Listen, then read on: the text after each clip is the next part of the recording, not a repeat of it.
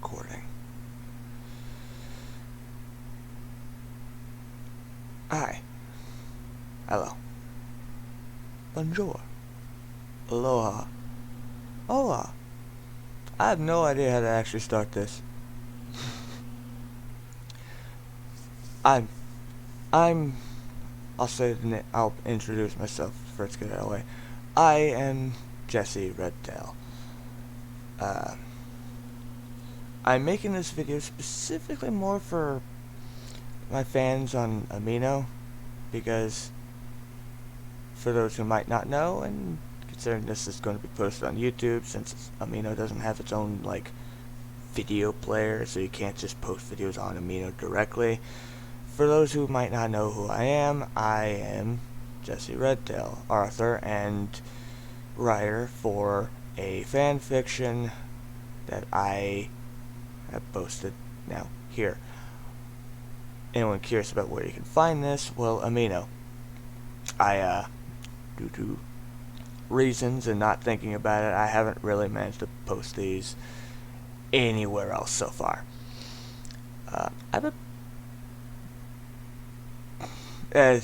For me, the chapter 1's on this side, but for camera angle, it's on that side. There's actually a PDF of this one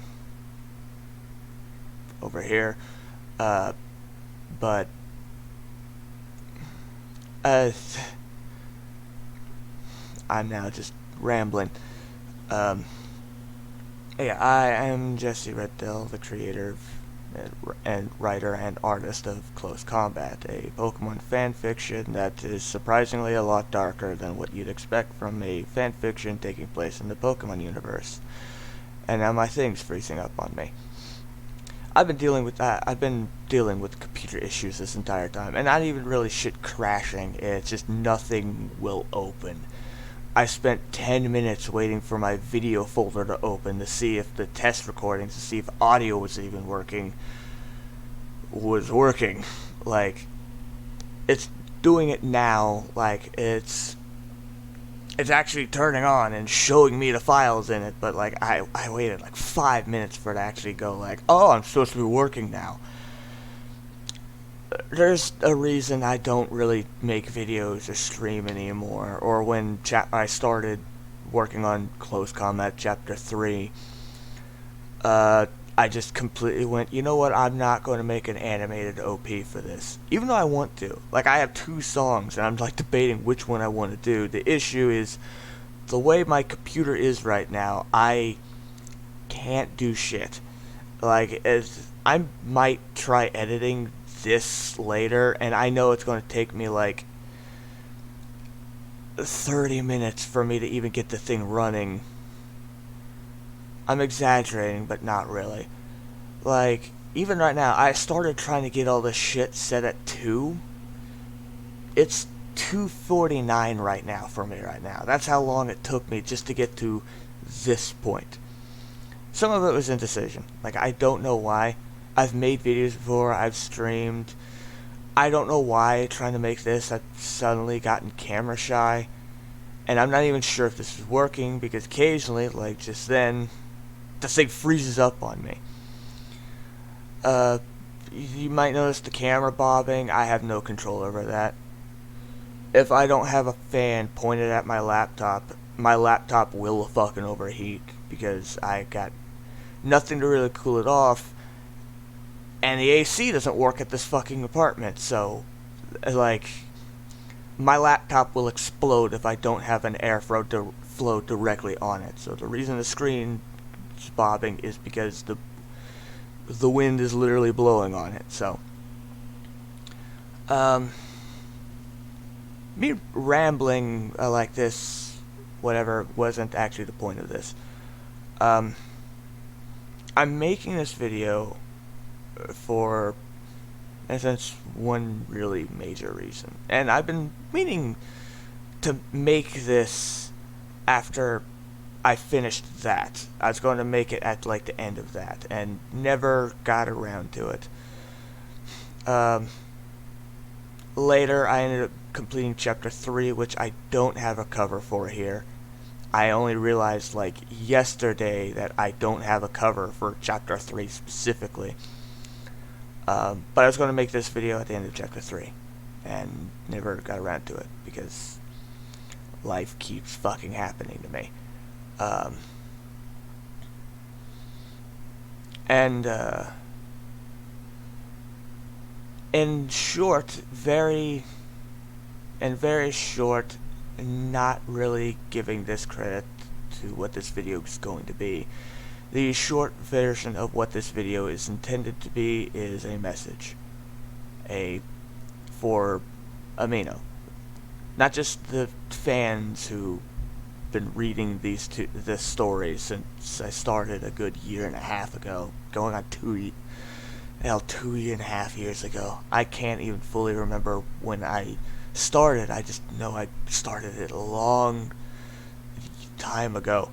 And this is a message for the Aminos I post this on, as well as the fans who are reading it, and not just the ones who are reading it now. Like some of the ones who read chapter 1 and then stopped, or those who've been reading from the beginning, or those who just whatever. I've been wanting to make this as a message to the Amino that I posted this on, and yeah. I'm gonna get quick preference for this. What I'm about to say, I've rehearsed like a couple of times. I have no script.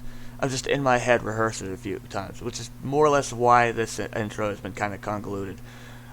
I don't know what to really say. I just know the points that I need to make along the way. So this video, I'm throwing a warning out now. If you haven't looked at the timestamp already, this is going to be a bit of a long one.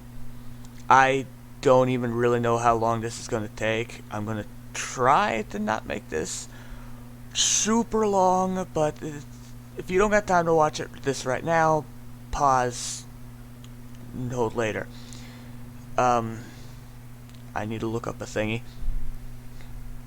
Someone's probably going to screenshot and realize what I have on here. I'm not planning on making. I have like 10 subscribers on YouTube right now. I don't really give a shit at the moment. Alright. I was pulling up Amino because I needed to make note on this. So, trying to get my brain back on track. This video is kind of a message for the Pokemon X Trainer RP Amino, Pokemon RPers Amino, and Pokemon X Poke Reborn Amino. That third one is like a redo of the first one I mentioned. If I'm right, I can't remember. But this is a message for those 3 Aminos, and if you're YouTube watching this, hi. But this message is more for those 3 Aminos and the people in those who may or may not know close combat. So, to get started, I want to make a little note before I get too much. For some of those you have been reading my stuff for a while or whatever, or talk to me on Amino. Some of you do, not all of you, not a lot of you. You may know that I don't post a lot. If I do post, it's usually an update saying, sorry, I'm unable to post. And in between those is issues of close combat. Which is why the latest thing I posted up on there, if I'm correct, was basically a announcement saying that I'm putting a pause to close combat, because it was starting to feel like I couldn't make anything else but close combat. And there's other things I wanted to make. Like right now, like on here, I have written, because I've been writing this fucking thing for like 2 years now on a phone. Like, it started on this phone, it ended on this phone. It's going on this phone. Yeah, you're at 90. The reason I don't use this phone anymore is because it's outdated and has battery issues. Um, I could charge it to 100, and it will die immediately to 86, and then level out. Like, it can't hold a charge above 86. And I didn't want to make it worse, so I ended up getting a new phone. And now it all goes through here. Like, I don't think I've ever talked about the creating process of Close Combat, or at least when it comes to like actually writing it down, whatever. I went out to buy it because the idea was after I finished the chapter, because the way I've been doing it is each chapter works more like a season of a TV show, and each chapter has several parts, which are the episodes.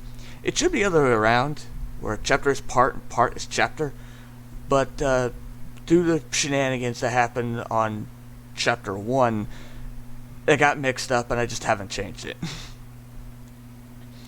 But I ended up, the intention was after a chapter was made to compile it all into a PDF, pictures and everything, even go in, clean up the pictures on the thing, and then post it as like its own all there thing.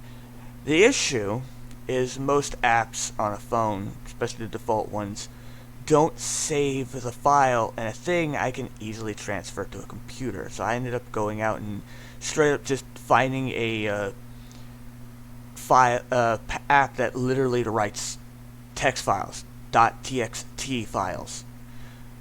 I could then just pull that off the phone into the computer, convert that to a PDF, throw the pictures in the right spot, and boom, got it. I'm going off a tangent here, but like, yeah, the Close Combat, kind of since the beginning, after it turned into writing and stopped being a comic, has always been just typed on my phone. Because my laptop gives me shit. And typing on that can be a problem. But yeah, I lost my train of thought talking about how Close Combat was made. But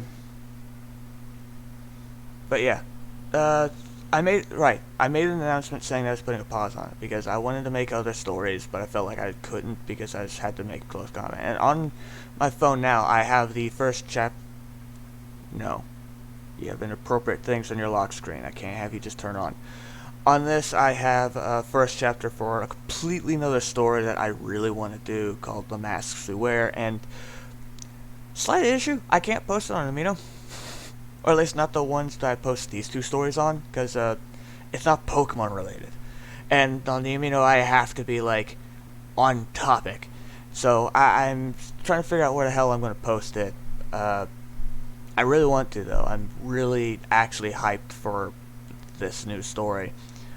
But I started writing that, being able to write that after I made the announcement saying I'm putting a pause on Close Combat.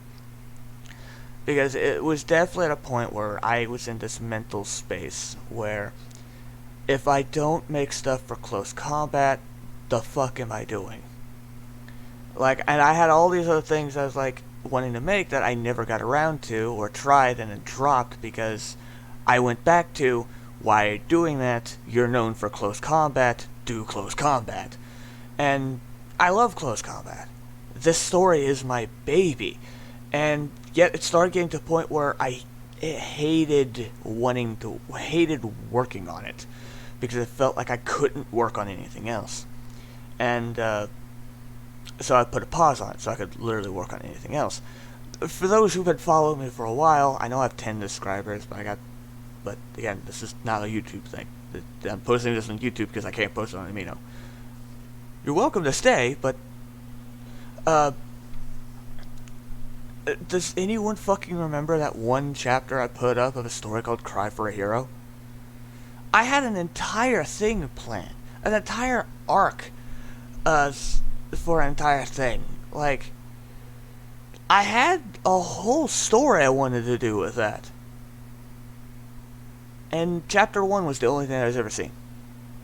I think I barely started working on chapter 2 before I dropped it because I felt like I needed to keep going close combat. And to be fair, at the time I wasn't minding that because I was working on, I think, I was getting close to the climax of Chapter 3, and I was real excited about that because that was the end of the first half. That, like, after almost 3 years, I'm now hitting a point where I'm now half done with the overall story of Close Combat, and that was exciting, and so I did, and I just never went back to Cry for a Hero. I had to be reminded. I ended up running into the fucking picture on my phone, completely forgetting I had it. I also tried making a choose-your-own-adventure, like, horror thing, starring, like, an EV detective that didn't go anywhere, kind of for the same reason. I was too busy focusing on the thing that I thought was most important. And, yeah, I'm just kind of fleshing out more on why that last post, as far as I'm aware, I don't think I've posted anything since then, was a, hey, I'm putting a stop to Close Combat for a little bit so I could literally work on anything else and not be trapped by this. And, this one is not a message saying I'm putting a stop to it altogether. This is something I've been wanting to say since the end of Chapter 2, so no, this is not a, hey, I'm putting a cancel to Close Combat. Especially at the moment. Considering how Chapter 3 ended, and how, because I posted the first issue of Chapter 4, and even if I, it's like, the first half is done, to end it there, especially with the plot twist that happened at the end, no, that's kind of an asshole move. I think I said this also. One person who's a fan of this story and posting a theory, which excited me. That was like a moment where I was like, I made it. Someone is reading my stuff and actually making theories about what's about to happen. You have no idea how excited I got when you nailed it. And how happy I was that when I revealed the twist, how happy you were to realize you had it right. Like, there was a lot of joy in that. And, which kind of leads to what this is all about. The short version of this is, I'm wanting to tell all of you, whether you've been reading since the beginning, just got into it, or have no idea even who the hell I am. The short version is that this is a thank you. You might be wondering why this video is so long, if that's it. It's because I'm wanting to give context to how deep that thank you is. Part of the reason I'm making this video now and hoping it's fucking recording is because right now I'm not sure I'll have an opportunity to make this video later. Not the foreseeable future anyway. To give context of what I'm dealing with now, and also why I haven't really been writing in general, even though I'm freeing myself up to work on other things, why I haven't made anything, not even really art. Well, I've drawn a few things, can't fucking post them here though. And again, I'm making this video now because I'm not sure I have a chance in the foreseeable future.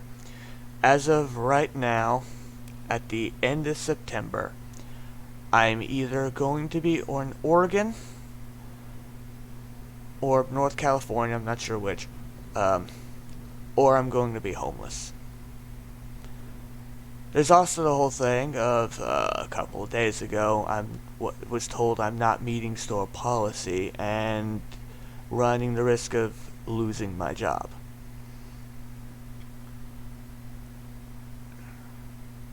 So a combination of all of this, like the job thing was new, but the whole stress of not knowing what's going to happen in September, I'll admit I'm being whatever. If I'm unable to go to where I want to go, my mom is willing to take me in. Um, but it still doesn't change the idea on my thing for the last like 2 months up to this point, because it's not September yet as of this video. I've had no idea what's about to happen at the end of September.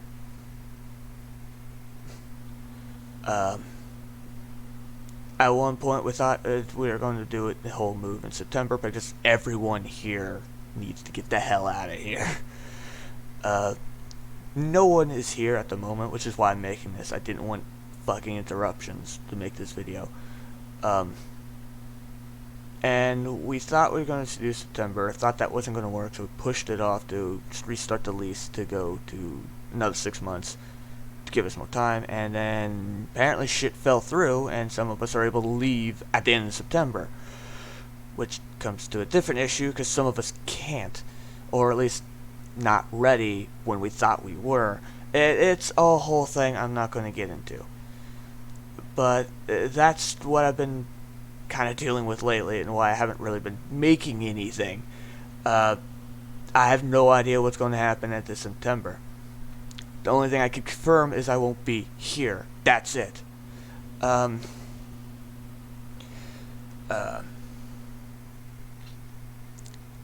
still writing. Actually, I can't even say I'm not even writing Close Combat. The other day I finished. I need to go over a few more times. Editing the second issue for Chapter 4. Because I was listening to the quote-unquote soundtrack of Close Combat, and it got me hyped again. Like, oh yeah, I remember loving this story, because I love this story. But yeah, that's kind of a weird little update of... God damn it. I'm like wearing like really loose... I'm not even sure what the fuck to call these, because it's fucking hot in here. It's like it's too hot to wear legit pants. It's a weird skirt pants type thingy that's, you know, real warm because it like doesn't block like any air. But like it gets tangled. But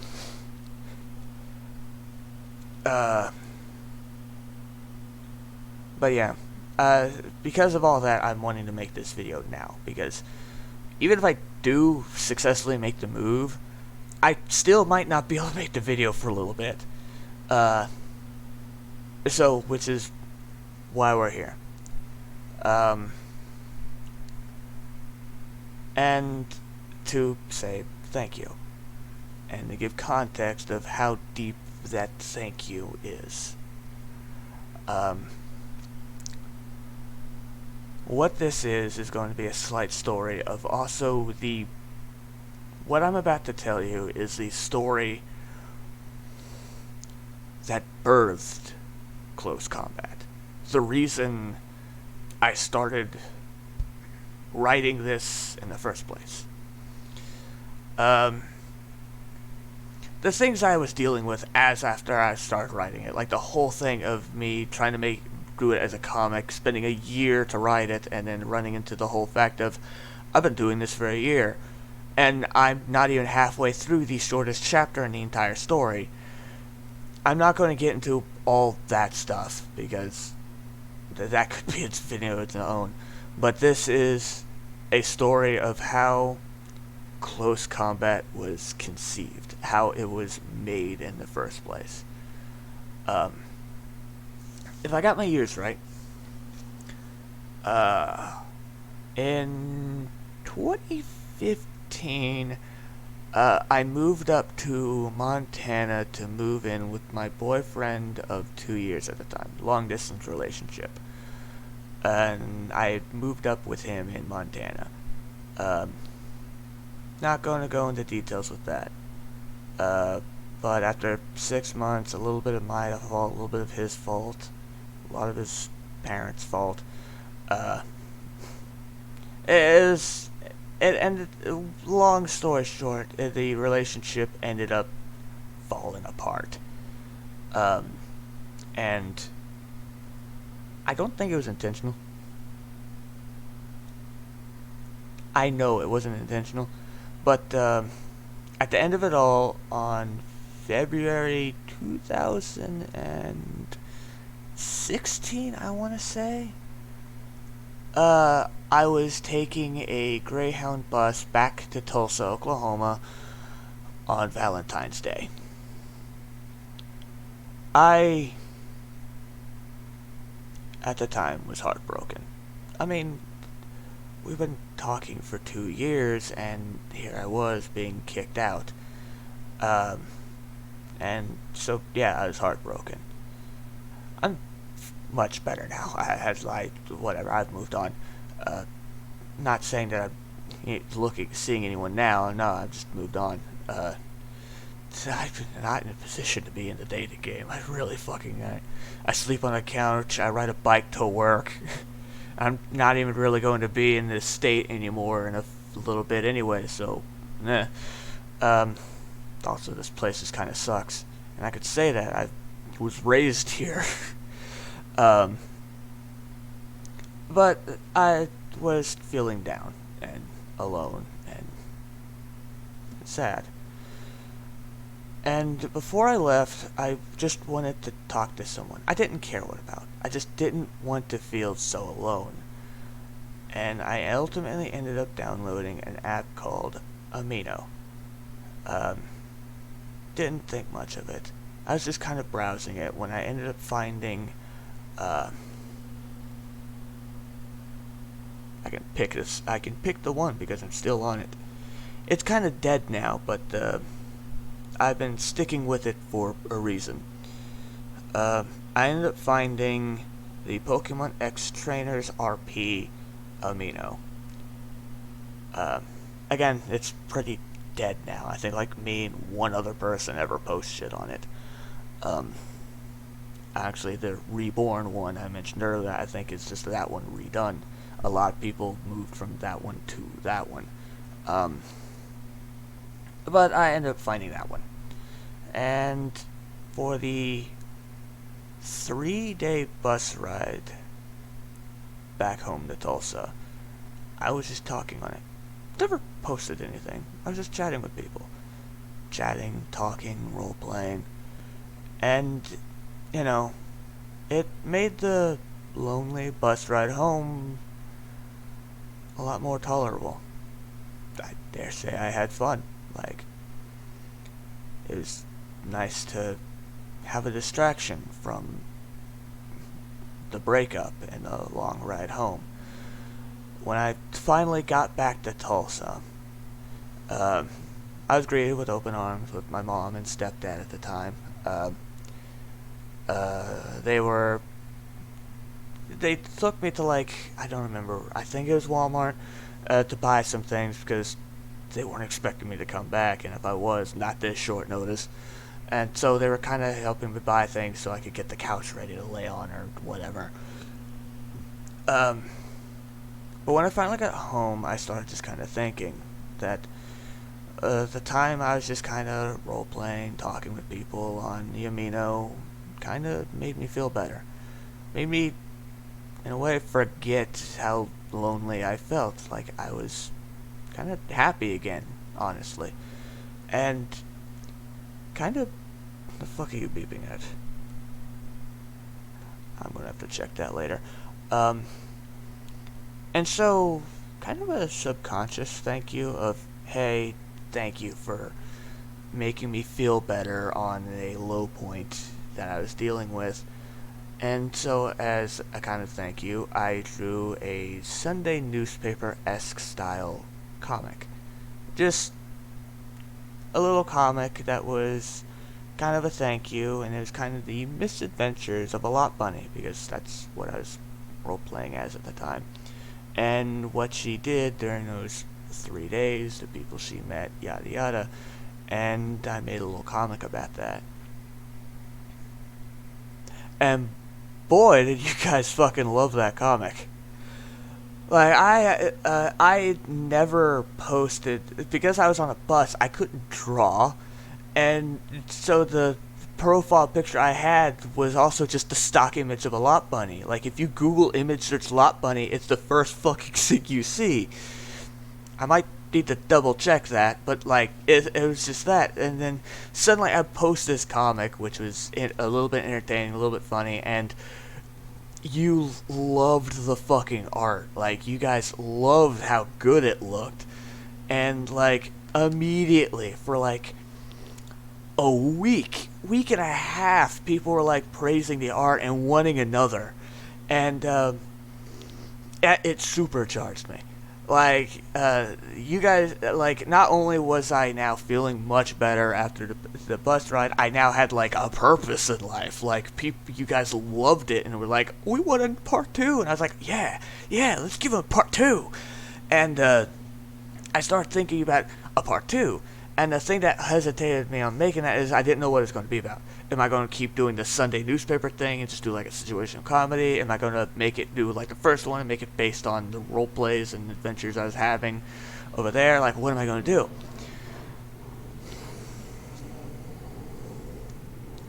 And then life started happening. At the time, my mom was taking care of my, I think, 2.5-year-old nephew at the time, because my sister, I can't remember the details. I really can't. I had other things at the time that I was thinking about. But my sister couldn't have Luke at the place she was at the time. And so my mom was taking care of him. And by proxy, my stepdad and me were taking care of him. Because of this, I ended up playing basically the role of dad, because he didn't actually have one. I mean, biologically speaking, he does. We just don't know who it is. But we, we're all taking care of him. It got to a point, though, where I was starting to lose my fucking mind. Not necessarily because I was taking care of a toddler. I mean, it didn't help that I was not in the headspace of wanting to take care of kids in general. Like, I don't want kids right now. Fuck that. I just stood up and took responsibility because someone needed to. He's like 2.5. Or 3. I can't remember how old he was at this time. He was old enough to walk and climb out of that fucking playpen we had. I started losing my mind because every morning I was woken up to the same thing. A toddler fucking with my laptop and me having to not only stop him, but change his diaper. Because, of course he soiled himself in his sleep. And that was every morning. And it was really getting to me because it basically meant no matter what day it was, I was not waking up in a good mood. This laptop I paid... It's an $1,000 laptop. I paid $750 for it, and I got it in like 2016. It's 2021 right now, and it's only now giving me problems to where I can't really use it to make anything anymore. Like, this thing has been with me for a while. I gotta stretch out my legs. I've been sitting Indian style, and that's fucking with my knees. But I didn't have a job at the time, so I couldn't replace any. I tried to transfer from the place I was working at in Montana to over here because I was working at Walmart, and I tried to transfer, but the transfer went in, and they never called me. And every time I called them, they wouldn't answer. So after a month of a grace period of nothing, I realized then that, alright, I guess I just don't work for Walmart now. And so I didn't have a job, so if Luke broke the computer, I couldn't replace it. But the computer wasn't really what I was worried about. Mainly because what was he going to do to the computer? It wasn't much. The way I had set up, it wasn't like he was going to knock it over. And all he'd ever really do is just like tap on the keyboard a bit. So, whatever. I was more worried of him damaging the screen by grabbing it and squeezing too hard, which, if it didn't break the screen, would probably fuck with the touch screen on it, because the touch screen controls the mouse, and if there's suddenly just a broken bit where the mouse is constantly dragged to that point, well, now I'm fucked. But yeah, it started getting to me because I'd wake up every morning like that, and then about a month, 2 months in, He grabbed I woke up to him holding my glasses. I wasn't worried about him breaking my computer. I was worried about him breaking these, because these I could not replace. And if I lose these, I'm blind. My mom woke up because she heard me cussing out my nephew, and she walked out. Now, I didn't do anything. I yelled at him, just let him know. No, probably went fuck no, you don't fucking touch these, yada yada. And I just kind of walked away. My mom walks in to see my Luke kind of staring at me confused, not sure what he did wrong, and me fuming on the other side of the room, knowing I can't explain to him why the fuck I'm so angry. But this little snap I didn't do anything to him, for anyone wondering. No, I've had these since high school, since 2010. To this day, I still have been unable to replace them, and by God, I need to. These are now just barely helping with my eyesight. Hell, I'm not sure you can see it, but this tape that is here has been keeping that entire arm connected to the lens since 2011, 2012. I'm not shitting you. And I still have yet to be able to replace these, because every time I do have money, it has to go to literally anything else. Usually bills, because I've been the only one with a job for so long, and now that I'm not the only one with a job, suddenly I still can't make enough money to replace these. But that's a different tangent. I woke up to him holding this, and it made me snap. That's when my mom went, okay, we need a different place. And so we found one that was also closer to my mom's job at the time. And we move in. It has enough room for me to have my room, one for Luke to have his own room, and one for Mom and my stepdad, who, his name is Brian, and I'm saying that because I'm probably going to accidentally name drop him anyways. And they would have their own room. And it was nice. Whatever. I didn't think about much at the time. I was just more worried about, getting stable. And we were working on it. We didn't have a lot of stuff. I know I didn't. Everything I had was basically could fit in 1-2 carry-ons at best. I still have the carry-on. I just am too afraid to open it up. We had a mouse problem in the apartment. We took care of it, but it definitely was in that closet where my carry-on is, and I'm afraid to open it. Not out of fear that there'll be mice in it, but out of fear of seeing what the hell the mice did to it. At some point I'm probably going to have to open it up and dump it out because I kind of need the carry-on, but it's more of a, I really don't want to see the damage. But yeah, so I wasn't carrying much, they weren't carrying much, and we moved into this house. Then the landlord, who owned the place, decided to be an asshole. There was some scratch marks on the paint, because Luke is a toddler, and he's definitely his fucking mother's son, because boy, if the chair is able to rock, he's rocking. Oh, he is fucking rocking. My sister did the same fucking thing at his age, and he rocking so hard the chair would freaking move, and it's a 3-year-old in a fucking rocking reclining chair, and he's rocking so hard it's scooting back with every rock. So the chair would move, run to the wall, scratch the paint a bit because it's still rocking, and we were kicked out because something along the lines of, quote, we are tearing the paint off the walls. It's very minor paint damage. On a very shittily painted wall, too. I remember looking at the wall and going, they did one layer and left. Like, I'm not a housemaker guy. the word's not coming to me. But even I know you do more than one coat. Kinda for this reason, actually. And the landlord was kicked us out. 2 months after we move in. We had just finished hooking the place up to get internet when we're now getting kicked out.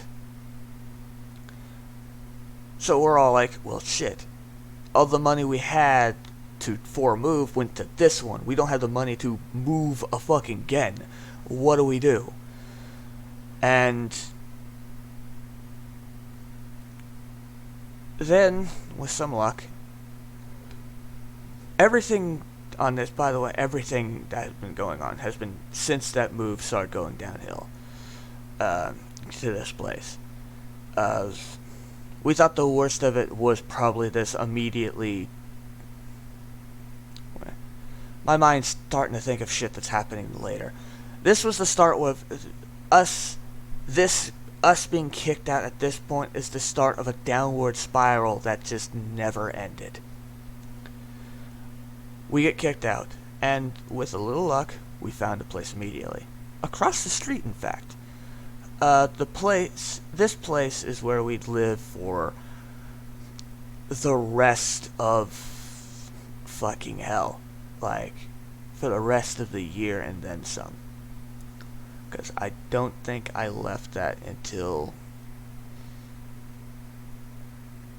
I want to say, I think I was here in 2018.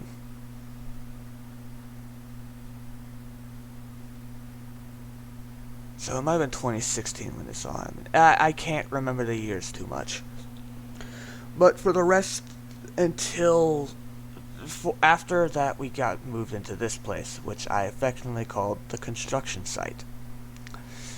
We found this place, we needed something now, and we found a place across the street from the house that we were trying to get into, that the landlord's kicking us out from.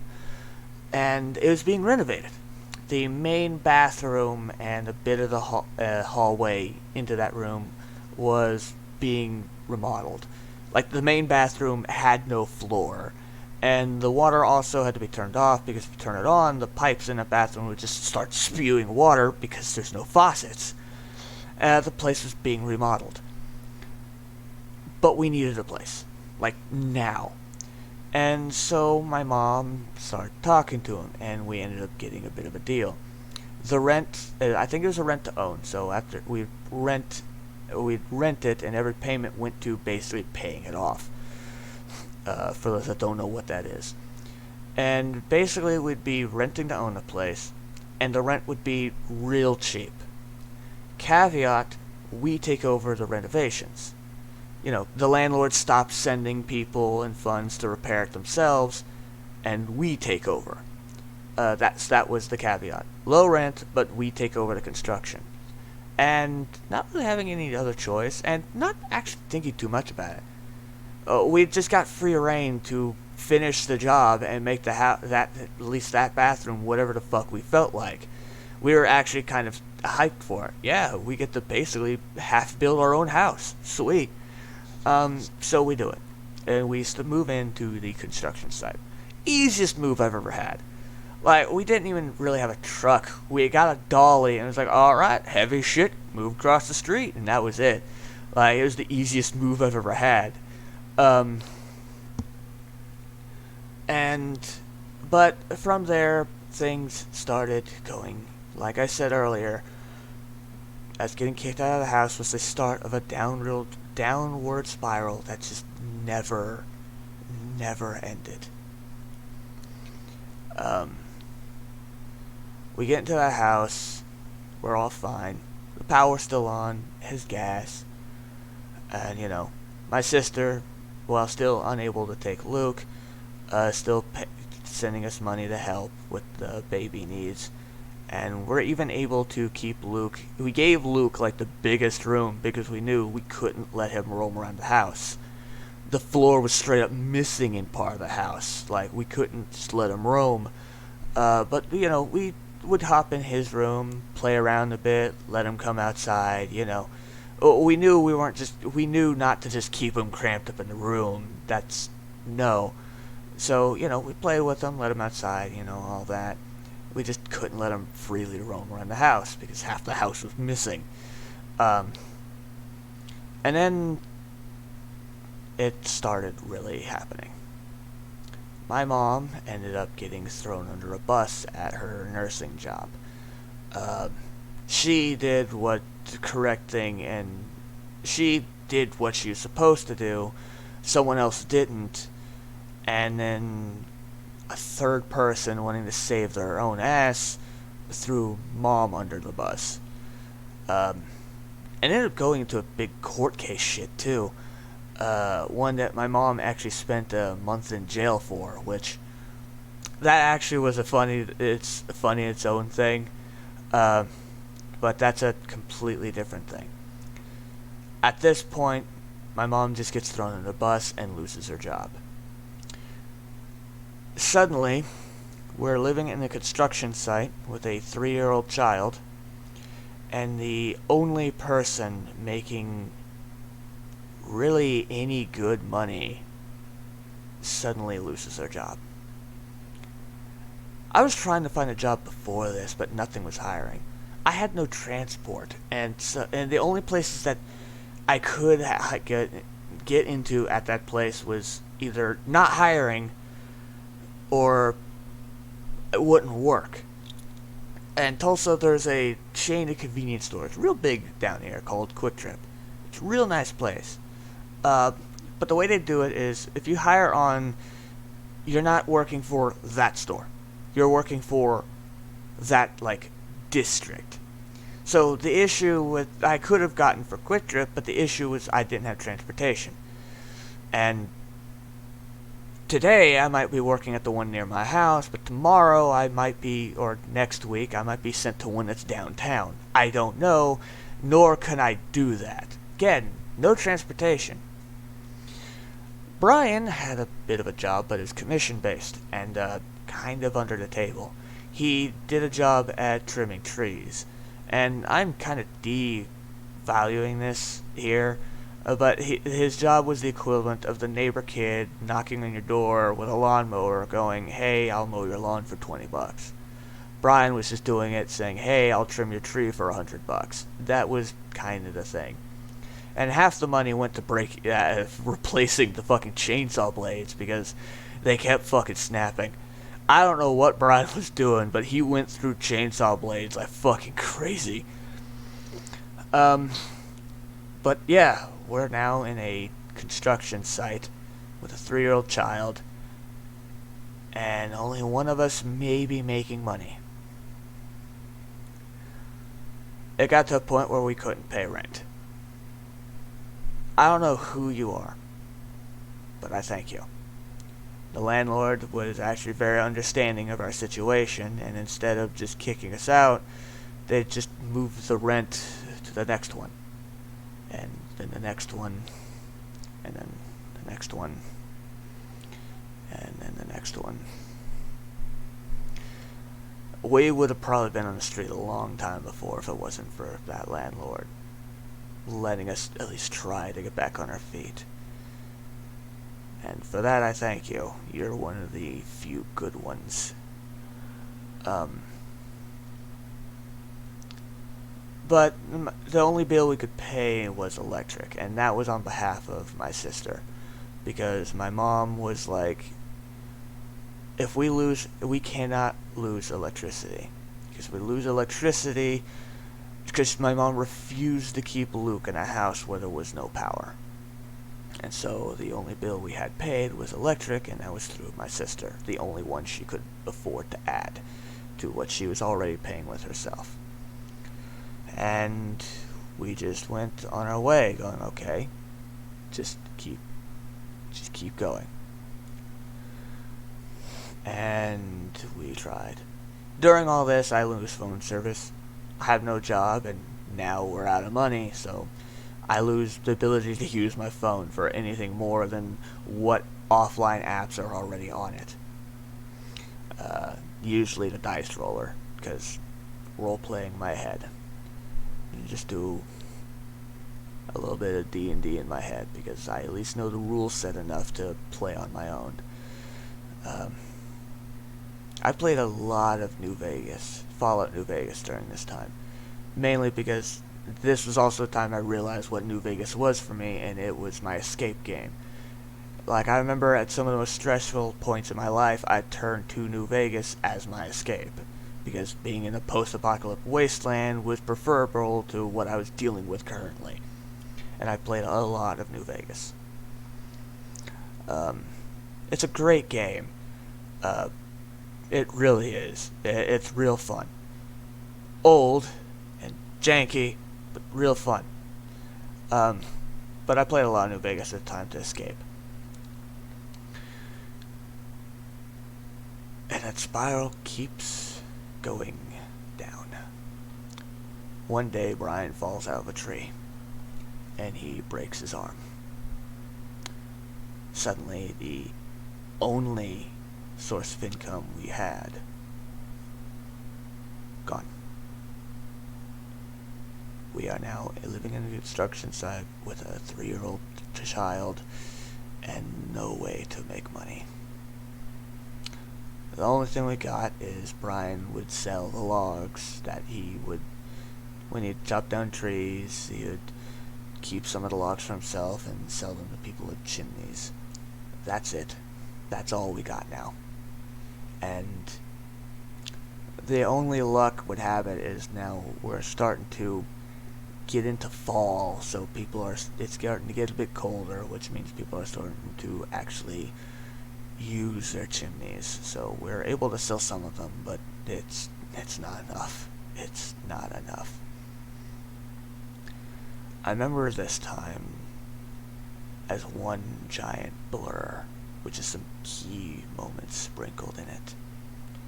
I remember we could turn on the water, but if we did it for too much, the water company would see it and be like, no, what the fuck you doing?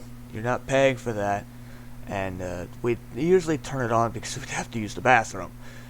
It was either turn on the water, use the bathroom, or walk the 20 minutes to the Quick Trip down the road. I remember during this time, my sister managed to get some money to get us some AC units. And I remember that there was water dripping out of the AC units. We didn't trust it enough to drink it or even give it to the dogs. But during this time, I was really looking at that going, there's water. We shouldn't just be wasting this because of how precious it is right now. It's then that I realized that while the main bathroom was destroyed, we had a spare bathroom in the back that was all hooked up. And as an experiment, I put a bucket underneath the AC because it was just covering the porch. And instead of just dumping it out, I went, took it, went to the toilet that still worked, opened the back up, dumped the water in there, put the thing back, and it worked.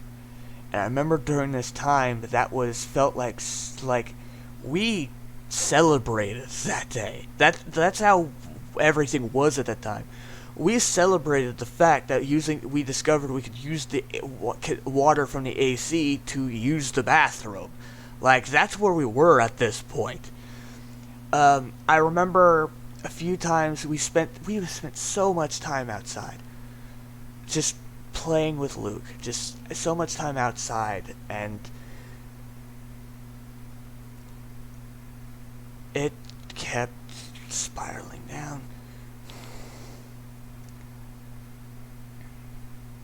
We were scrounging up coins from whatever we could find, just to go to Quick Trip to get some water. I'd get as large as we could, 35 cents, and we'd divide that amongst ourselves, most of it going to Luke. During this time, Luke was the most well-fed person in that house, because for all of us, he was the most important.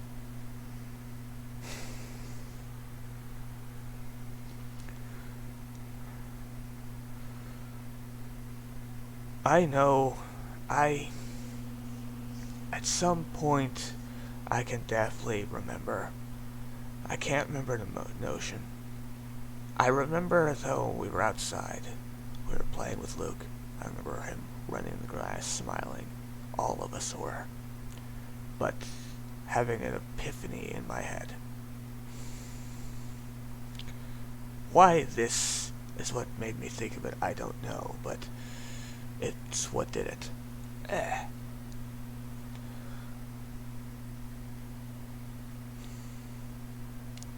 I think that was a moment when I thought to myself, we might not survive this.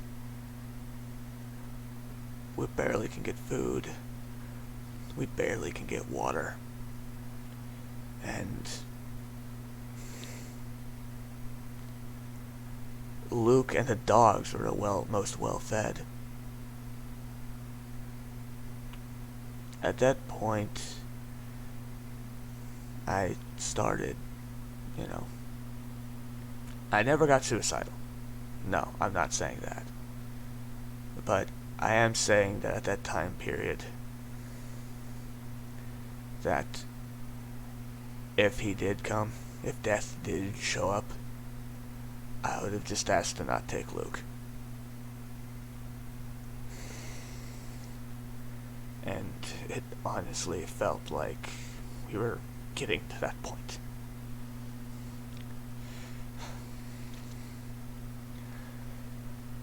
We didn't care about us. We just wanted to make sure Luke was happy.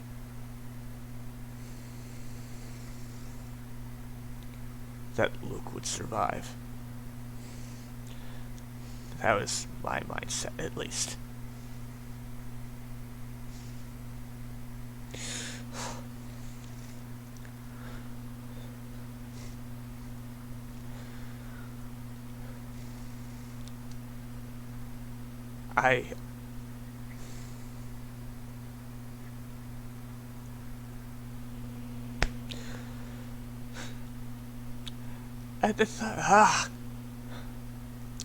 At the time, I thought that was it.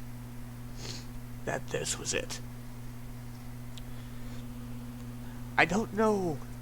I don't know how it got to it.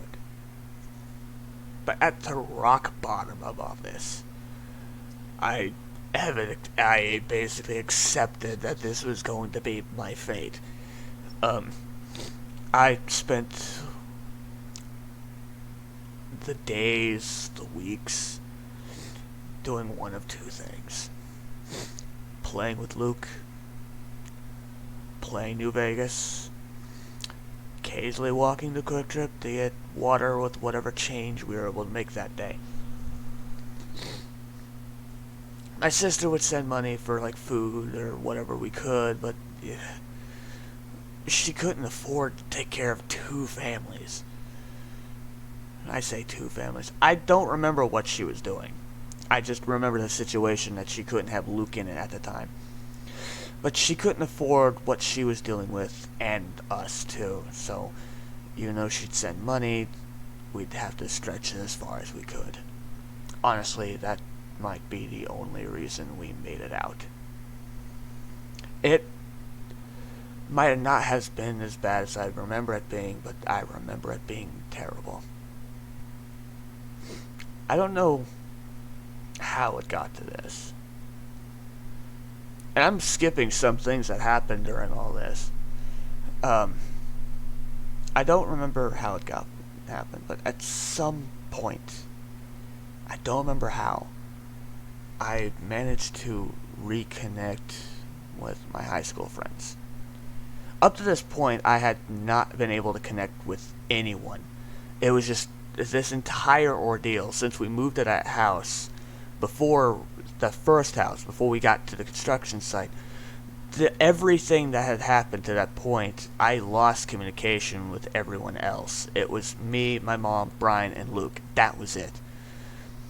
I had a phone and I'd chat a bit, but with everything happening, I still lost contact with everyone outside of what was happening in that house. At the very end, I don't know how I made contact contact was made again with one of my high school friends, which would later result in the reuniting with all of them, more or less. Um, I don't remember how connection was established, but it was, and they kinda, and my friend who, and my roommates now, uh, and made contact and offered me to spend the night there, and take a shower. I was telling them about some of the stuff what I was dealing with, all that. I don't think I went into full detail. I don't think I ever told them that I was weirdly ready to die. I don't think I ever mentioned that to them. But I was telling them how we were living at a construction site, and that we had no water, no gas, we had electricity, that was it. And they offered to let me stay at their place, take a shower, connect to internet, all that. And at first I didn't want to do it. Luke, my mom was injured because of some shit that happened at work, which partly the reason why she never found another job. She literally could not move her arm higher than here, and even here was causing her a lot of pain. And then there was some issues with her back too.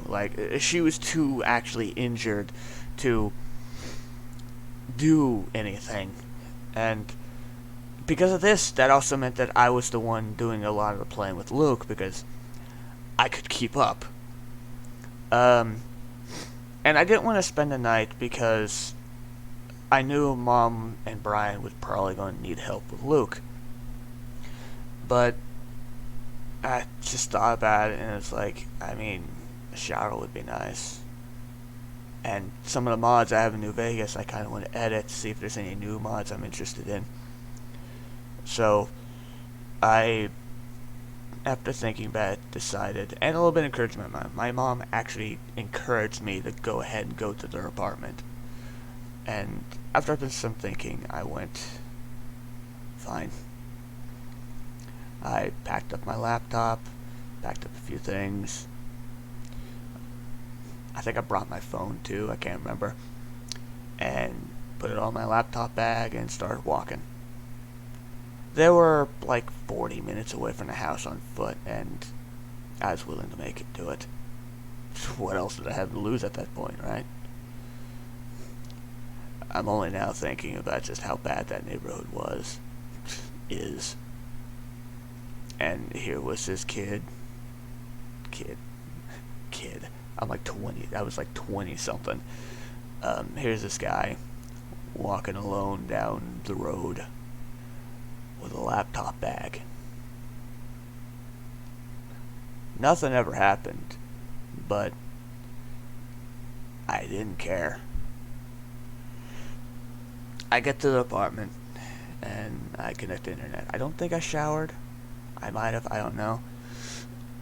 I ended up discovering that my hair because I tied my hair back in a thing for so long just to keep it on my face, and that it ended up knotting to a point where I'd later have to literally just cut my hair because I could not get that knot out. But that's a different thing entirely. So I sit down, set up my laptop, and I downloaded Persona 5 videos because I wanted that game. I really did. But I could barely afford ramen noodles. The fuck was I going to get a PlayStation and Persona 5 and a TV to play it on? No, I wasn't going to be able to do that shit, but I really wanted to play Persona 5. So I remember the first night was me downloading Persona 5 plays so I could watch them. It was basically game movies where it's just all the cutscenes and shit, and I was downloading them so I could watch later, as well as downloading ROMs and emulators for Persona 3 Portable, Persona 1, 2, and Persona 4. So even if I couldn't play Persona 5, I could still play Persona. And I was doing that. Went in, fixed some mods, changed some mods in New Vegas, and went home. I didn't spend the night. I just got myself some more instance distractions and went back home.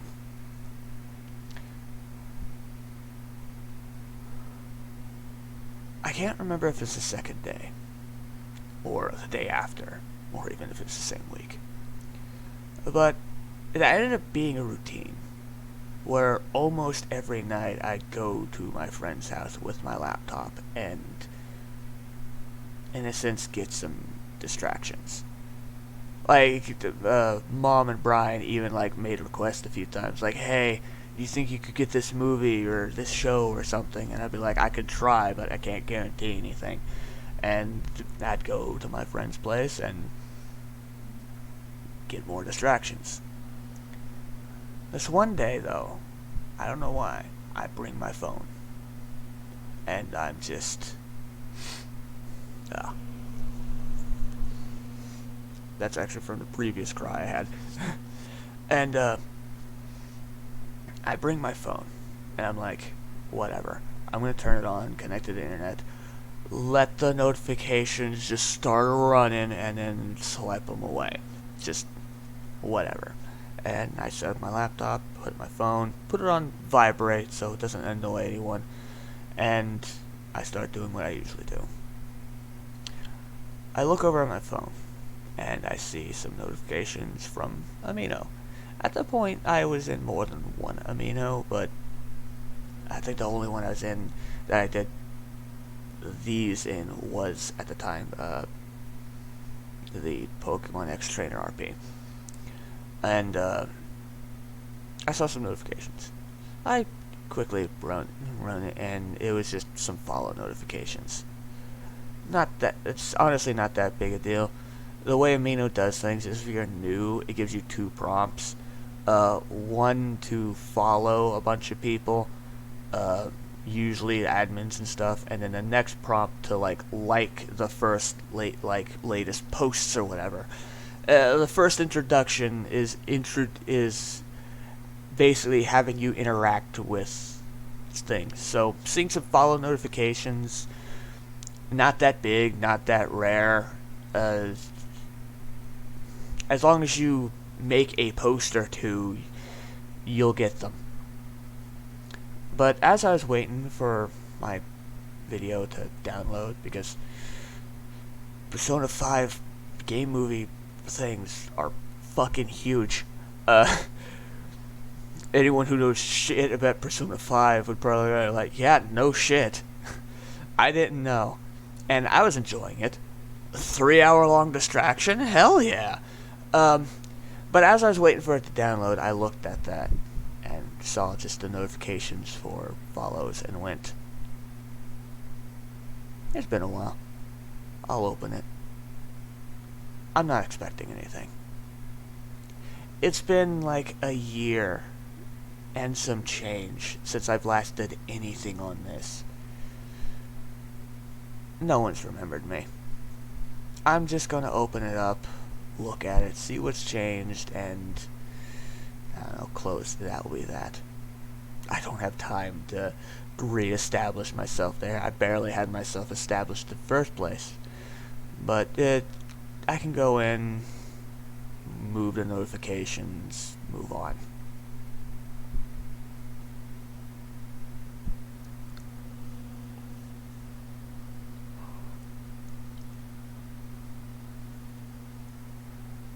So I open it. The notification bar only shows like 3 notifications. When you open thing, drop down, see it shows you 3. I tap it. It takes me to Amino to show me my full notification list. It's surprisingly a lot, but not that much. I then see one notification that isn't a follow. It's a comment. Dated 1 week ago.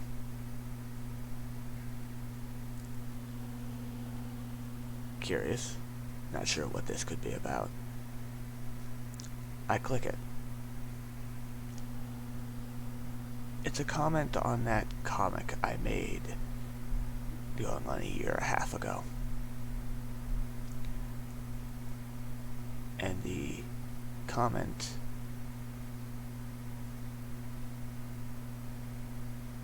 was simple.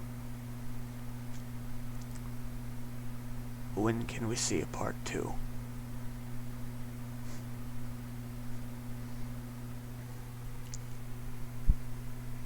For the last year, I had been alone. Life spiraled uncontrollably downward to a point where I accepted death. And I hit a point where I felt like I had lost everything. That there was nothing I could do to get anything back. That everything I had ever cared about or liked was gone. And here was a random comment. A random comment a week ago from that day asking if there's a part 2.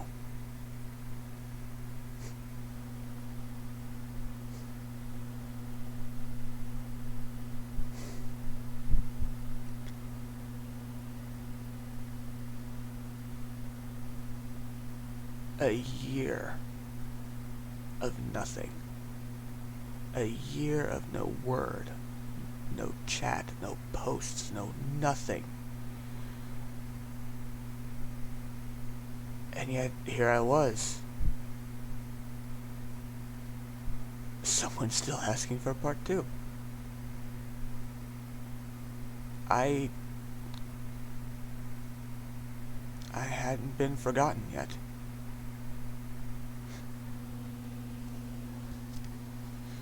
I've been trying to make this video more than just once, and it's more or less trying to rehearse what I was going to say for each time. It's the only reason I'm probably not full on crying right now, because I've hit this point so many times. But that comment in that moment, kind of to this day, still was the most important thing I could have read at that time. I had lost everything. My knees are fucking with me again. I had lost everything. I was living in a construction site. I was living in a construction site, single, malnutritious, barely had water, believed that I had been forgotten to time. And yet, when can we get a part 2? I had not been forgotten.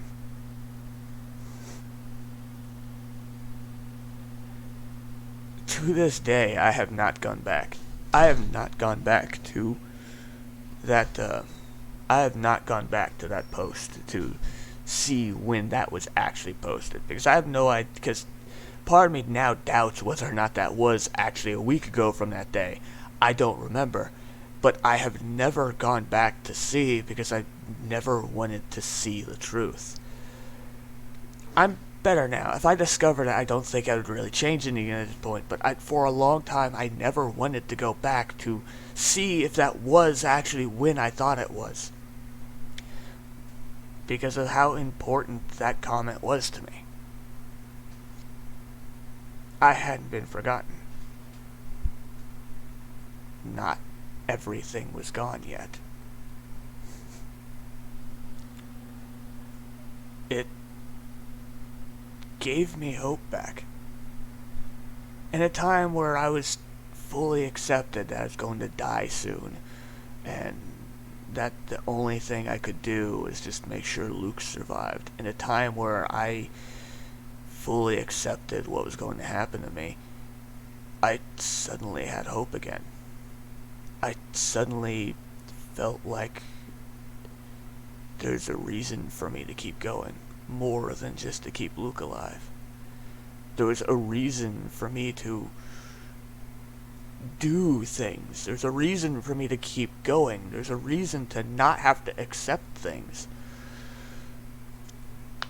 That one comment, a passing whatever, reminded me that, told me that I had not been forgotten.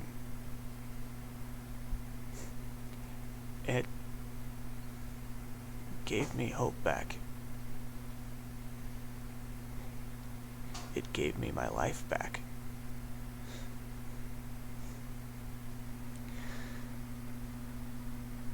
It was at that moment, staring at my phone, silently, unsure what to do with myself, followed by laying in bed thinking about what I was going to do, that I decided that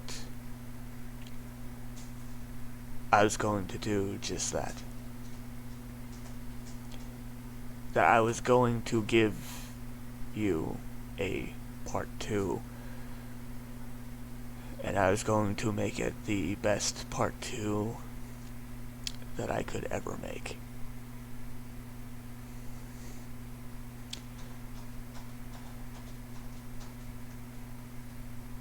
Because you guys gave me something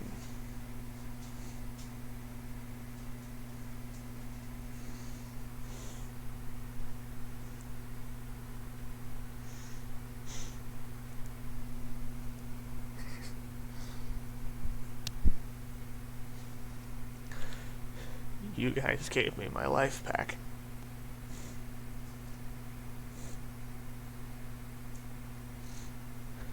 So like hell was I going to half-ass making a part 2 comic.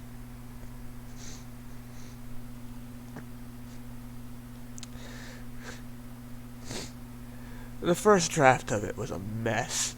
Like, I still have an old animation I made much later that was, if you were to watch it now, the fucking direction between how Close Combat was supposed to go and where it's going now, completely different beasts. But I swore after reading that I was going to give you the best goddamn part 2 I could make. I sat down that night, drew concepts, thought, planned,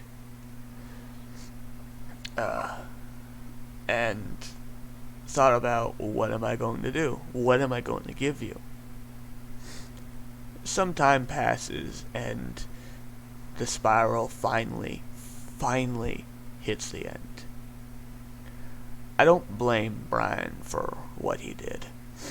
Honestly, we all wanted an escape. Mine was New Vegas. His was... I don't know which drug specifically, but I don't think I need to say much more than there. He took something and slept for 3 days.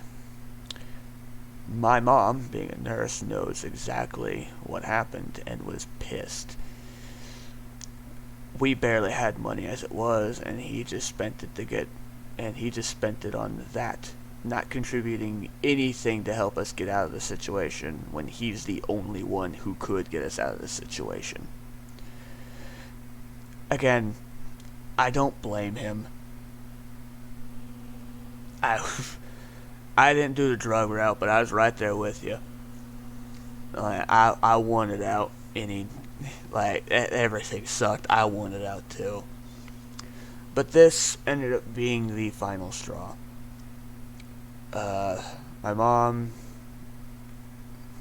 I guess broke up is the right word. Broke up with Brian, and we all went separate ways. Brian went with his sister. Mom moved in with my sister, taking Luke with him. And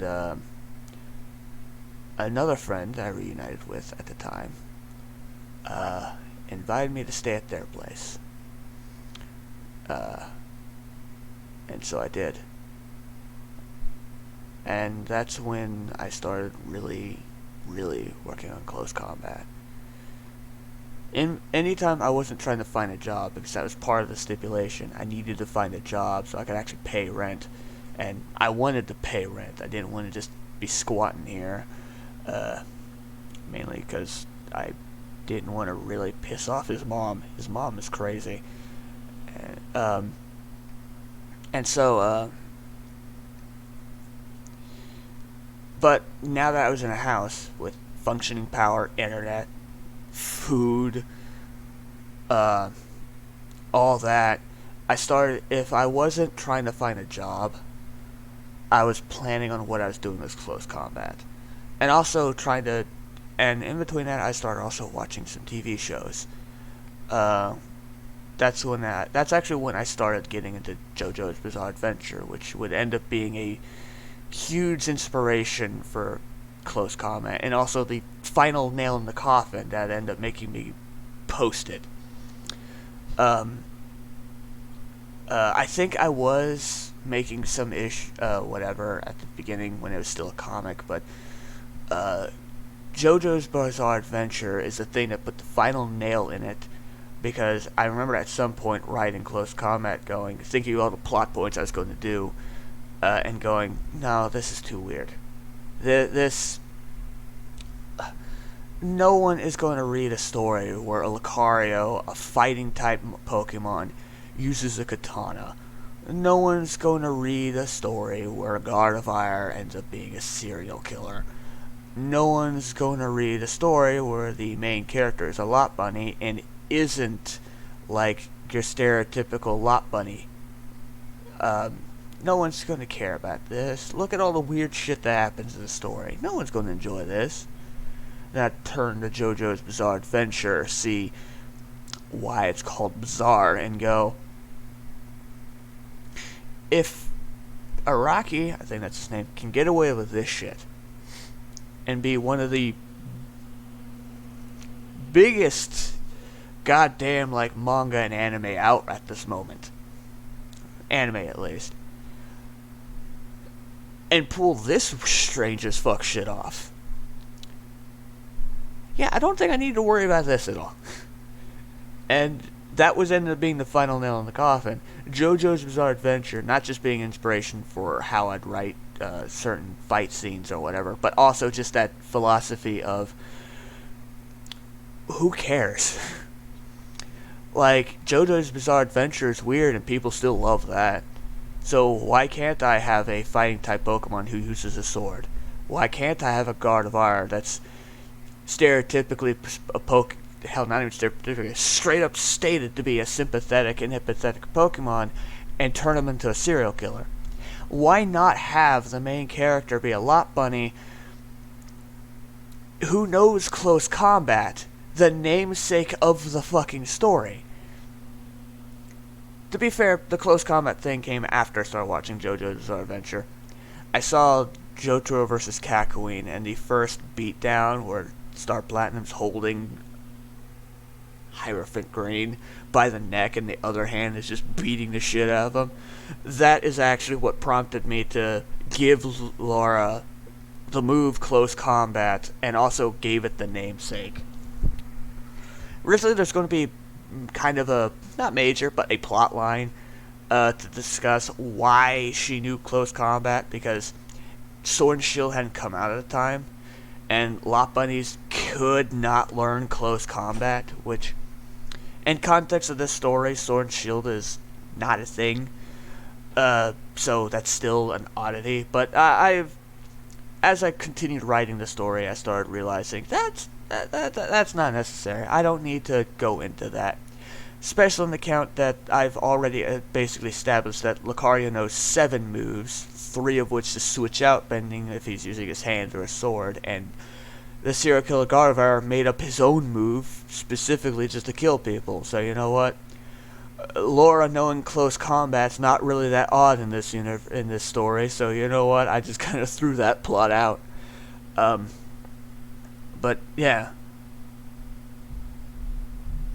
I'm kind of going on a tangent now. But yeah, the entire reason Close Combat was made was because, well, Mew. I don't remember who the guy was, or if he's even still on, but I ended up associating him with you guys. Even more so when I started posting up some art or the first pages of the comments and comics that I kind of half retconned but still kept canon. I just never updated that scene because I'm embarrassed by Chapter 1. I'm going to throw that there. I've said it before, and I'm only now really starting to get into it. I've been planning on rewriting Chapter 1 with what I know now finishing Chapter 3, because I am not a fan of my own work for Chapter 1. I think Chapter 2 and 3 were great, but I really want to redo Chapter 1. But as I started posting the first pages, back when I really, really had no idea what the fuck I was doing, and then still seeing people saying that this is great, to do more, and we love this. And one guy giving me criticism because the direction it was going was super obvious, which ultimately is actually why Lara loses that fight with Lucario in the end.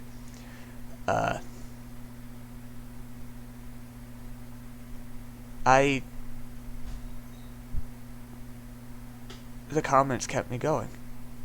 Not even really the likes. The likes was just a number that went up. It just let me know people were looking at it. Not even let me know if they were reading it. The comments, though, that was something extra. That was important to me, is feedback. It let me know if you were reading it or not. Hell, there was one comment on one of the issues, I think during Chapter 2, where they posted, I didn't read it, but I was looking through the pictures. Looks great. And I still loved that comment. You guys are the reason Close Combat was made. And are the reason Close Combat continued to keep being made. Even when I ended up having a breakdown of not wanting to write the comic anymore because Chapter 1 was supposed to be the shortest chapter, and yet a year later I wasn't even third way through it, and I was scared to convert to the current writing system of just novelization with some pictures in it, and you guys still rocked with it. To the point where I made the last half of first chapter that, and Chapter 2 and 3 that, and you guys were still rocking with it. Even if some of you didn't read it, you were still rocking with what I was putting out.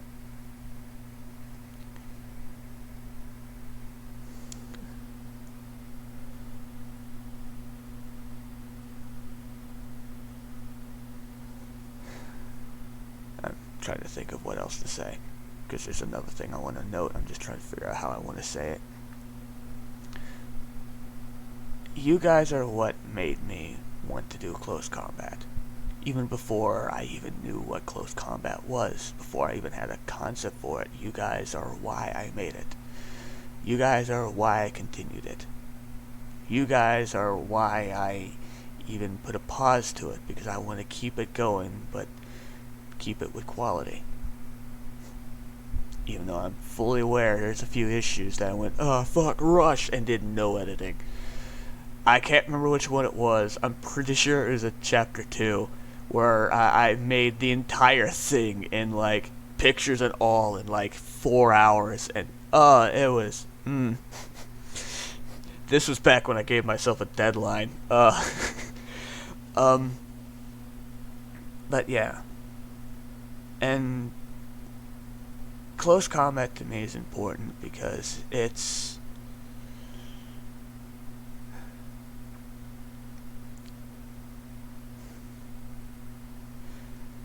You guys are the reason why it was even made in the first place, why it kept going, and doing retrospection as I got out of that place, moved into some other places, still bounced around. Every month it's uncertain whether or not I'll go homeless or not. That's just been my life. I still kept up trying to do Close Combat, because Close Combat for me ended up growing into something that wasn't just a thank you. At its core, that's what it was. In a bit, it's still what it is. But thinking about it, I realized close combat was also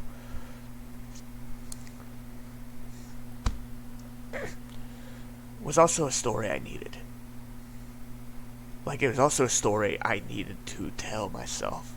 A story I wanted to read at that time. A lot of my emotions during that time are in close combat. I'm not gonna hide it. Laura the Lot Bunny is a surrogate character for me. I'm not gonna hide it. I, but I ended up making. There's a reason why Chapter 2 I started trying to make her own character, because Chapter 1 she was a Mary Sue. And I didn't like that. Not for a story that of the scale I was trying to make. Laura wasn't designed to be a reflection of. Was, in a sense, okay. Her story isn't the same as mine, but she is a reflection of how I was mentally at that time. This frustration hidden by a smile. This not caring if she lives or dies, hidden behind a smile. This only one goal left in her mind.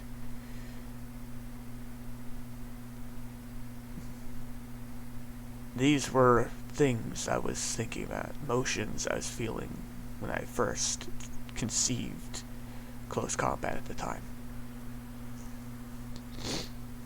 Part of the reason why the theme of when in this story also has a kind of tragic backstory in one way or another.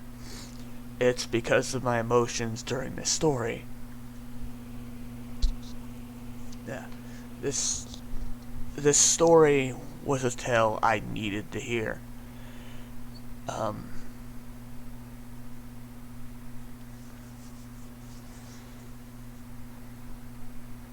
I ended up, after the fact, realizing what the theme of this plot was.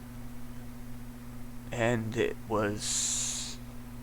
I ended up coming down with the idea that the theme was scars. Being tossed around throughout your past and still being willing to stand up and keep going. And I'm not even really sure what I'm saying anymore. A lot of how I felt bled into those pages, whether I intended to or not, and I'll say this, I never intended it. I only realized what was going on until a little bit later. I want to say Chapter 2, when I started realizing just how much of my own grief, my own emotions, my own everything bled onto these pages. Only then did I realize what this story was to me.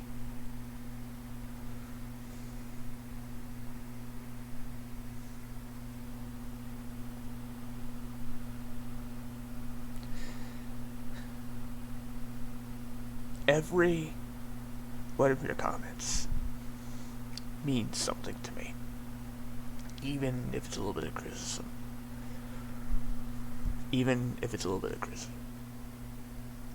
I still like chatting with people because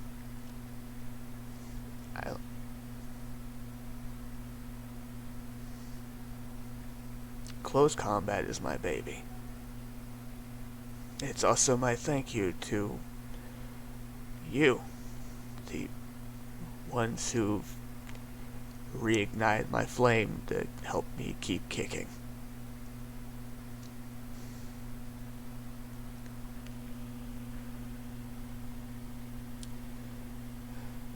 It's also partly ties into why I felt like I was trapped by it at the end. because I had started feeling like less of me, the story I wanted to tell, and more the story I had to tell because I had to pay you guys back. Which is why I put a pause to that, because I didn't want that to be the mentality I had writing Close Combat, because that's not what Close Combat is about. It's a thank you that has evolved into what it is now.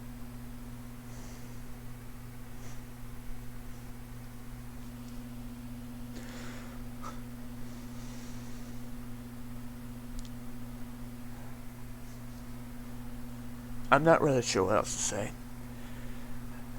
And all the rehearsals I did, I never really got this far because I'd usually get home from my bike ride or something by now, and I'd have to wipe the tears away and do whatever I was doing that night. Usually playing a video game with or without my roommates. But, yeah, I guess I don't know really what else to talk about. I guess this entire video is just thank you.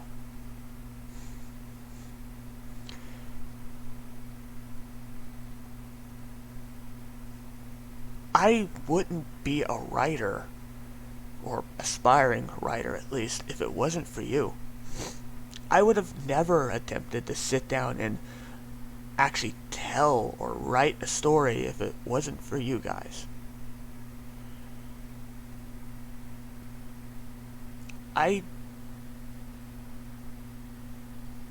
I'm not saying I wouldn't be alive. I'm bah, nah. I'm not saying I wouldn't be alive, but I am saying that you would have probably not seen any of this. This would be one of the list of stories I have that have never seen the light of day.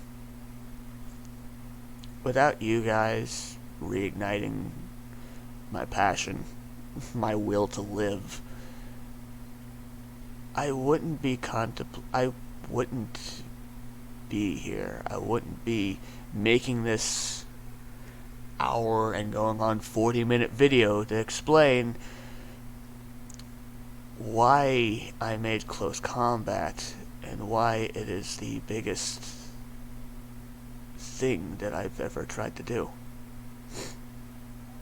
and actually started.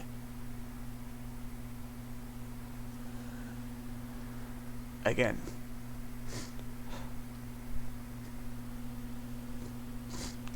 I said it once in a video I made to act as credits for Chapter 3, because I don't know why. When I'm writing this, any of my stories, it runs in my head like an anime, which includes an anime opening and credits. Chapter 3, I made one for both. I said thank you, and that none of this could have been done without you in the credits for that video. But that still did not convey just how deep I am thankful for this, for you.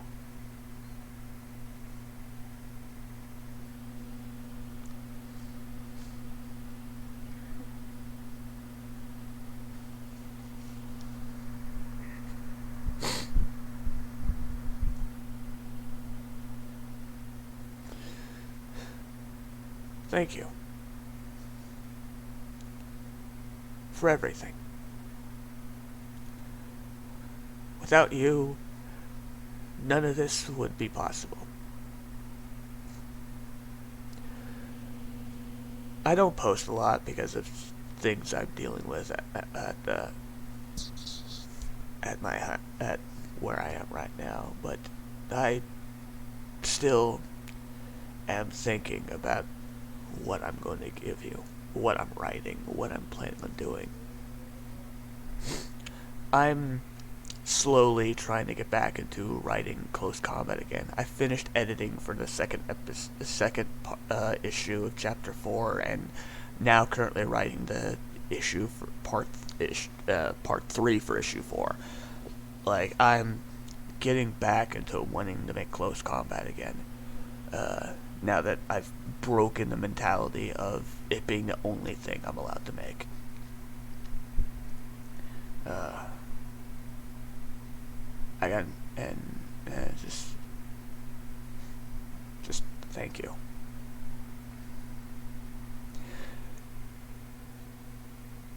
I want to make an animated opening for Chapter 4. I have two songs. One that I was actually intending to plan on singing. I just don't have the equipment for that. I know the lyrics. I don't have the equipment. And at this point, I want to. I really want to. I love making those anime-esque opening for these things. And I even have one planned for the other story I'm making, called The Mask We Wear. It's a real short one, but I also have one planned for that, and I really want to make one for that too. That shouldn't put my head right in front of that fan. And I want to make one for that too. The issue is my computer. The only one I can do that on doesn't want to work.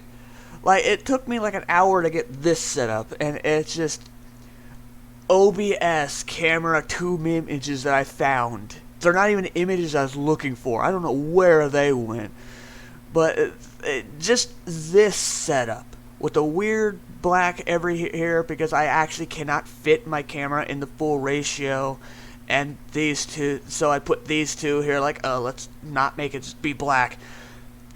All this really seemingly quick setup took an hour to do because my computer took forever to boot up, forever to open up files. It took forever to open up OBS. Part of the reason I want to make animated openings, especially for Chapter 4, and for the Mask We Wear, but I can't do shit with my laptop anymore. And of course, I don't have the money for a new one. I have a desktop that my roommate's supposed to fix. Don't think he's touched it yet. And even if he does, all I think I'd be able to do is, I might be able to do animated opening on that one. But, I'm still actually unsure about that one. I should be able to. Its issue is it has a shit graphics card. Everything else is fine. It just doesn't have a good graphics card. But yeah, I would love to make an animated opening for Chapter 4. I have like 2 separate ones planned. It's just more to trying to choose which one I want to do, which one actually fits the theme of Chapter 4 more. But there's a good chance I'm not going to be able to. Hopefully, if I am able to make it, it won't be during Chapter 5, but I do want to make it. Also, because I have one for Chapter... I have like 2 openings for Chapter 5. I have one, like, I have the opening I have planned. I have like 3 I want to do, but I'm trying to not make it to where I have to do all of them because it's a lot of unnecessary work. But like one of Chapter 5 is going to have 2 guaranteed. One for the most of the series, and then one specifically for the final issue of the story.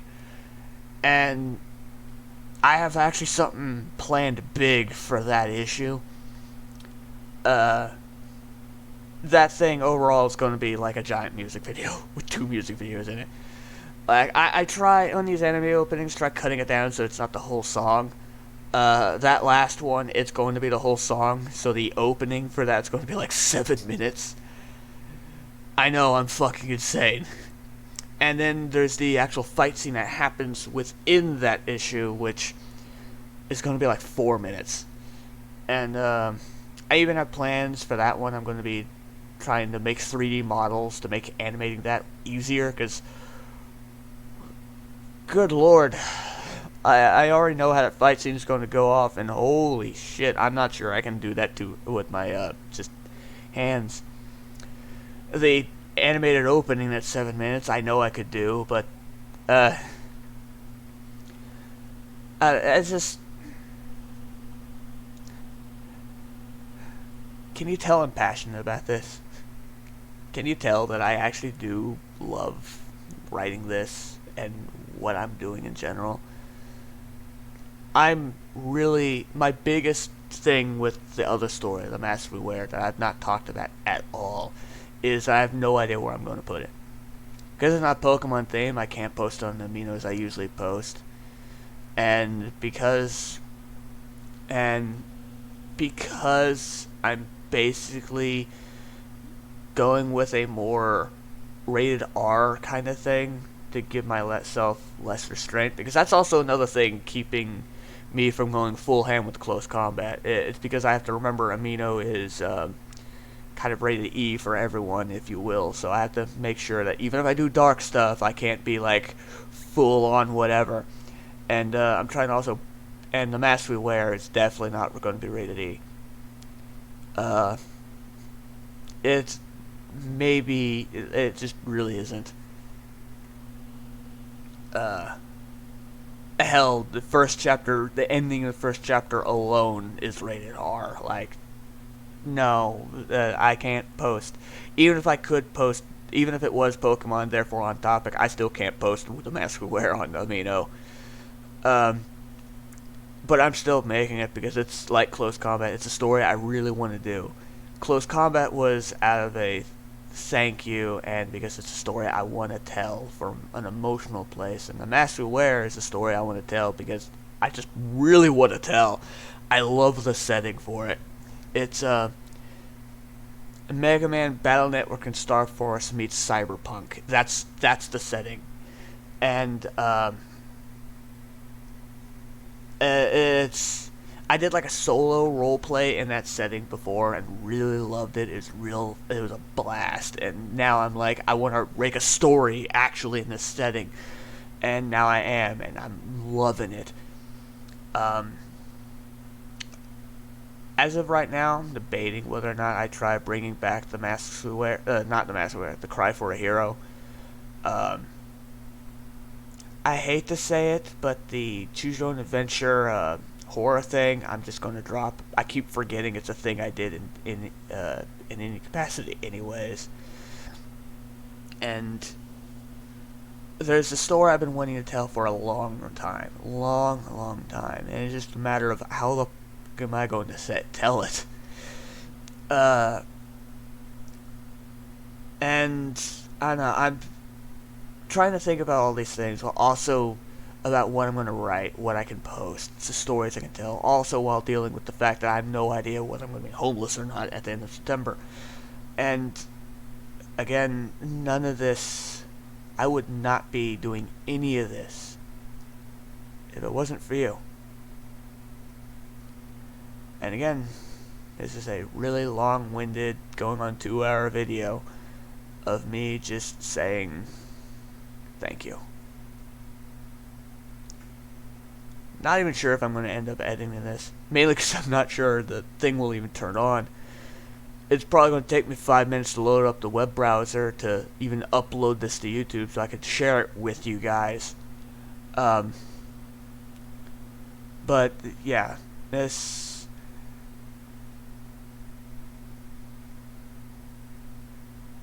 Thank you. There's not many of you. At least I don't think there's many of you. Again, Amino just has people auto-follow people, and likes don't really guarantee they read anything. Like, I could look at my thing now and see it says like 1,000 or so plus followers, and that, to me, ultimately means nothing. Because I don't actually know the context of that. I don't know how many people actually follow me, how many people are actually fans of this story. I don't know the actual number. But for those who make the comments, for those who do read silently, for those who are just curious about what I might make next. Whether you've been from the beginning or just now getting into it. Thank you. It really does mean everything to me.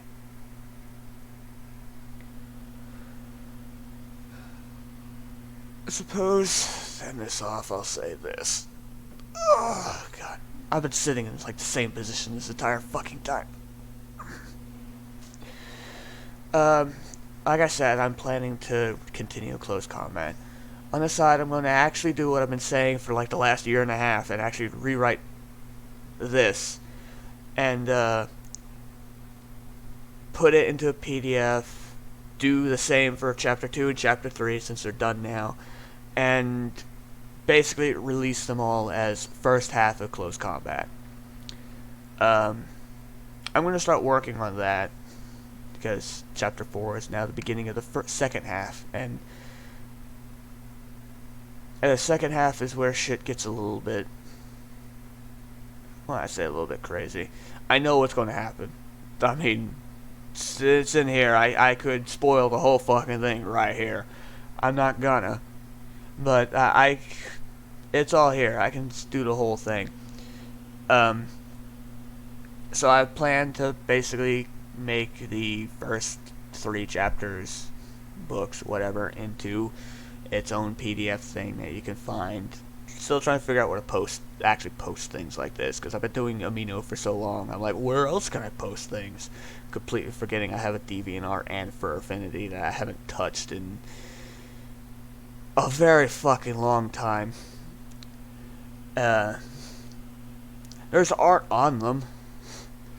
I haven't touched them in like going on 2 to 3 years now. Because I have no idea where else to put like novels. But yeah, I'm planning on doing that. I'm planning to continue Chapter 2. Might start that off with a bit of a special thing. Kind of like how, I don't remember, kind of stealing from the My Little Pony Friendships with Magic, having the season start being a 1 hour special. Kind of like how I've been trying to do with the chapter ends for them also being a 2 hour special. I'm writing again, these are all in my head as if they're an anime, so a lot of, weirdly, my philosophies for writing any of this is like that. So, when I start, I'm going to continue working on Close Combat Chapter 4, and I think once I get the 3rd one down, I'll start actually posting them in quick succession. Not all in one thing, because that might make Amino on my phone blow up, but I'm going to post them in quick succession. And as for any other stories, I'm working on with the Mask We Wear, because it's cool. I want to do that. It's awesome. I'm also trying to think of what else can I write that's for you guys specifically, the Pokemon Amino, because it has to stay on topic, and the Mask We Wear is not on topic. And so I'm also trying to think of another thing I could make for you guys. The friend that I've known for 10 years that I'd be moving in with to California and or Oregon, not sure which yet. They're still looking, which adds to my paranoia. They're the ones who suggested a spin-off to Close Combat that actually follows Gardevoir the serial killer, which then I would probably also proxy that to also be following the main antagonist of Close Combat. That one's going to be a bit tricky, because up until the end of the 3rd chapter of Close Combat, you do not know who the main antagonist is. You learn a bit of what they are, but never the who, until like the very end. So, if I make the spin-off, I'm going to put more focus on Gardevoir than I am going to be putting focus on Vulcan, but I definitely put some things on Vulcan. But personally, I'm going to try to not spoil anything on that one for those who may read the spin-off first and then Close Combat. But I've been thinking about doing that one because it's another story I can give you in between Close Combat that's also Pokemon, so it can actually go on the Amino. And it being a spin-off that follows the serial killer. Because I was explaining to my to her on why a Gardevoir is a serial killer, and the concept of how it came to that actually intrigued her, and she spouted a thing that made me go, I like that. I want to write a story about that. And so now there's a potential idea of a spin-off that follows a serial killer. Uh, can you tell I like writing stuff? I like telling stories. Um, but yeah, I'm about to hit the 2 hour mark. And I might take that long just to upload this on YouTube. Also, I need to watch this to see if the audio cracks or any shit along the way. Because that'd suck, because making this a second time is going to be obnoxious. If that's the case. So I need to get some stuff done. And I have no idea really how to end this. But I guess say for, I don't even know at this point, just thank you. Without you, this would be, I would not be writing anything. I'd be working at Walmart or playing games. Completely lost. I'd completely lost my passion for creating in general. If it wasn't for you guys, I would have probably given up being an artist, a creator in general. So again, thank you. And I hope that even with the long span of nothing in between, as I try to get my life together and write things, I hope that I still get to see you when I eventually do and am able to post up something. Thank you. I am Jesse Redtail, and I hope to see you again soon.